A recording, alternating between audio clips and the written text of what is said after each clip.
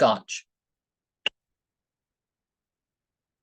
The devil once claimed, with an awesome oath, at a midnight revel in the kirk of North Berwick, that James I was the greatest enemy he ever had.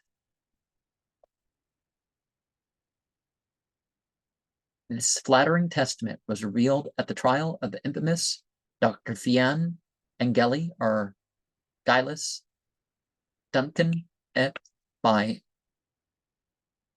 Agnes Sampson, one of their 40-odd accomplices in the plot to drown James at sea in May 1590. James was returning at that time from Copenhagen with his bride, the Princess of Denmark, and the Dal's good offices had been enlisted to raise such a storm that the royal party would be wrecked. Strangely enough, history records that James almost had wet his cork-heeled shoon. The case of Dr. Fian may have been partly responsible, as Charles Mackay suggests, for James's lifelong interest in the devil and for the publication of his famous demonology. But the devil was very much in evidence in Scotland during James's entire life. Between 1563, 3 years before his birth, when the death penalty was first instituted against witches, because the Bible says to, but and 1603, when James ascended the throne of England, there were some 17,000 executions for witchcraft in Scotland, or approximately 17 times the number of Scots who were later to die on the field at Culloden.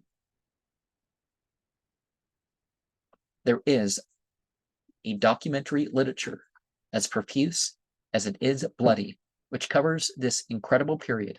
Of more recent date, there are Stevenson's succinct little fable included here, Witchwood, an excellent novel by John Buchan, the late Lord Tweedsmuir, and Robert Burns' poem, Tom O'Shanter, of Galed dialect. There set Old Nick in shape obese, a towsy tyke, like grim and large. To guide them music was his charge. He screwed the pipes and girt them skirl, to roof and rafters undid dirl. At which point it is logical to introduce Sir Walter Scott's Devil from Redgauntlet, a devil so very much a Scot himself that he was willing to do a favor for a piper. This yarn, a complete story, introduced to pass.